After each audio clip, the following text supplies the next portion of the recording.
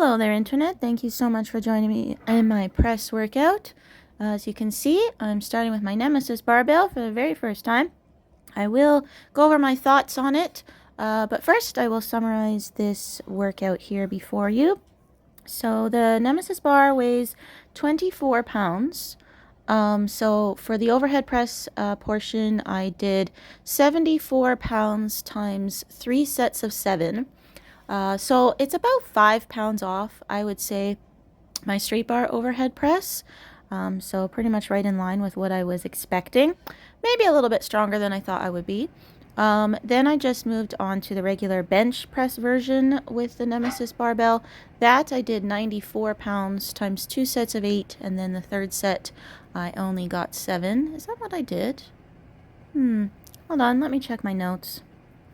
Yeah, that's exactly what I did. Sorry, I don't know why I was doubting what I did. So that was great. Then I threw in 1 set of ring pull-ups just to tide me over to my back workout tomorrow. Always in this mindset that you should be doing more back than pressing, so that you don't get that kind of like tight pec, rounded shoulder posture. I've always kind of held that mindset that the ratio or whatever should be, I don't know, 1.5 to 1. With more rowing, more back, whatever. So I feel guilty if I do too much pressing, even though like literally my back workout is tomorrow, and I know that, and I think it is probably a little bit neurotic, but I threw in 1 set of ring pull-ups just to be on the safe side. But it was a good set of 8, so whatever. It's not like it's going to negatively impact my back workout tomorrow. But I'm neurotic enough to worry about that as well. So it's like, you're damned if you do, you're damned if you don't. If I do it, I feel guilty. If I don't do it, I feel guilty. So whatever. Then I did 1 arm dumbbell press, 30 pounds for a set of, 30, yeah, it was 30 pounds for a set of 9 and then a set of 8. Also great. And then I did Viking press for 80 pounds, supersetted with just lateral raises, 15 pounds. So it was like sets of 13 on the Viking press, sets of 20 on the lateral raises, just supersetted. Only a couple there. Then I did my cable rear delt fly and finish off with some tricep work. So I believe that's all it is. It's a much more heavy duty press workout than my regular military press workout, and so that's all fine and dandy. So I guess I'll go over my thoughts about the barbell here for a little bit, and if there's time I may figure out something else to ramble about, but we will see. So first and foremost, I really find it, I would say to compare it, to a lower body squat barbell, I would say it's probably very similar in like to the buffalo bar, the curved barbell, or whatever, different variations of that curved barbell, the buffalo bar, because of the added stability work. That's what makes this barbell hard, similar to the buffalo barbell or something like the camber bar, where you're more challenging all of your stabilizer muscles, and that's where the challenge is. And obviously that's a good thing, and the increased proprioception, all that kind of stuff. Like everything has to be, nothing can get lazy. Whereas sometimes with, I would say, quote unquote, the easier barbells, your stabilizers can get a little bit lazy, and you can still execute the movement fairly well. But when you have these specialty barbells, if your stabilizers get lazy, everything all goes to hell. So it really, there was a lot of challenge there. I would say for the overhead press portion in particular, the challenge was, I think, a lot more core, because I just felt like I wasn't as sturdy in my core. That was where some of the challenge was, as well, like having to, I mean, overall just the stabilizers, of course, in the upper body, and having to grip very firmly for both press variations to ensure that things weren't wobbling and that kind of thing. So that's why I would compare it to the buffalo bar or the camber bar, because that's where I feel very similar, where you're just forcing all those stabilizers to keep in line. And I like that. I like that it adds that challenge. I can definitely see that how it's going to carry over to my straight overhead press, because it's obviously, it feels quite a lot harder to me. Even though I was only 5 pounds off, 5 pounds in the overhead press, especially for a woman, is significant. So it just felt a lot harder. And I just felt like I had to work harder to comparison wise, 5 pounds off or whatever, I had to work for it more than I'd have to work for the equal weight or comparative weight with the overhead press, if you get my point, if you catch my drift. That's how I feel. And I also felt that there was more challenge to, because I know that my left arm has a tendency to be weaker in my press movements.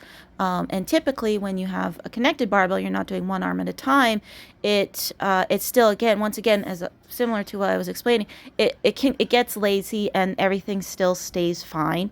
In this situation, even though the barbell, I'm connected, it's not one arm at a time, I did feel like, for whatever reason, again, maybe because of the increased work of the stabilizers, that arm couldn't get lazy, and that it had to bring its A game throughout the whole movement. And I could really feel like it's like it wanted to get lazy. I could kind of feel like that, but then the stabilizers were staying alert and staying ignited, so that was pushing through. And I think that will help me quite a lot, because I hate that that arm is weaker, and I hate that the stabilizers don't work as well. I hate that there's some probably just some whatever, what was it, fascia or whatever. What is that? Fascia? My massage therapists have told me in the past, where it's muscles are a little bit more clumpy on that side because of that, and tighter, more clumped together, don't move as well, not as much mobility. So I think that this overall will have some decent strength carryover to my overhead press, I guess. To make a long story short, sorry about that rambling, that's just kind of what I feel in that regard, and I'm excited to carry forward and see what else, or how it starts to feel down the road as I get better and better at it, and just how much my overhead press will be affected by it, because that lift, obviously, I'm sure for everybody, has a tendency to stall quite a great deal. And I haven't necessarily been able to find many things that have pushed that stall along in terms of supporting exercises, and I do think in this situation I finally found something. So anyways, sorry if this video is boring, everybody. I could ramble on and on about gym equipment and specialty bars, which is good considering the field that I'm in. Also, on that note, I was thinking about maybe making a video sort of dedicated to my thoughts on getting into making your very first home gym, or if people are thinking about down the road, or maybe just started accumulating a couple pieces because they do want to build their home gym, or build their home gym in the near future. Thought I'd make a video maybe with offering a little bit of advice and guidance, obviously, with the disclaimer that I am not a certified professional, not that like university degree exists, certified professional in home gym equipment, 4-year university degree. I'm not in any way saying that I am an authority on the subject at all.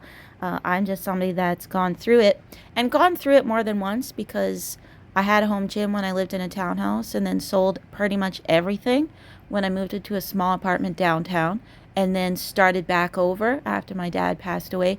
And then I took over part of my mom's basement and moved near her. So I've done it more than once, and so I've kind of made those mistakes, learned from those mistakes, and made more mistakes, and thought about what I would do differently, or what I might want to replace down the road, or what I had wished I had bought and invested more in at the beginning. So if you guys are interested in something like that, I'd like to maybe make a video just guiding some people along through the process, and going over some of my experiences and mistakes and that kind of thing. So anyways, I mean, yeah, if you're interested in that, feel free to leave that in the comments. And I guess, on that note too, I would like to say that everything that I have built for myself, and everything that I do in terms of my routine and the exercises that I choose, it's 100% geared towards me and nobody else. And I know that that's, should kind of go without saying. That should kind of be the way everybody's crap is. But I don't think that that is true. I think, unfortunately, there's too much mimicking or trying to be somebody else. Or, I know that people will post pictures of their idols and have that as like this motivation of I want this body. But you really cannot have someone else's body. There's too many things. I'm glad that I don't do that, and I never really did that.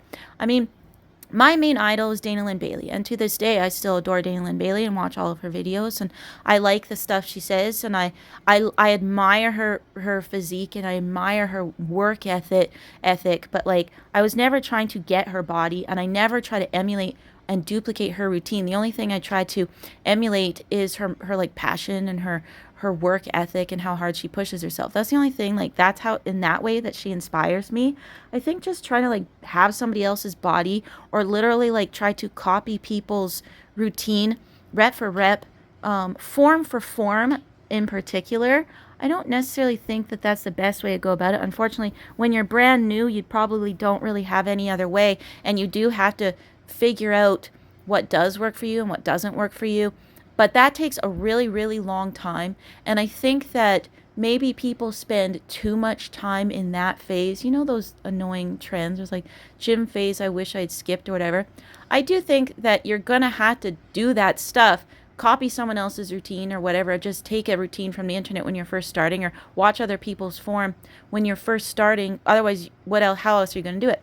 But when you do it for too long, and when things don't work and you can't change it because you're trying to still copy somebody else, it's like you're no longer a noob, you're years into it, and you're still just copying, you know, a routine online made by somebody that's never talked to you or met you, and copying form, and things don't work, and you just continue to, you know, spin the wheels or whatever, remain frustrated, and don't change it.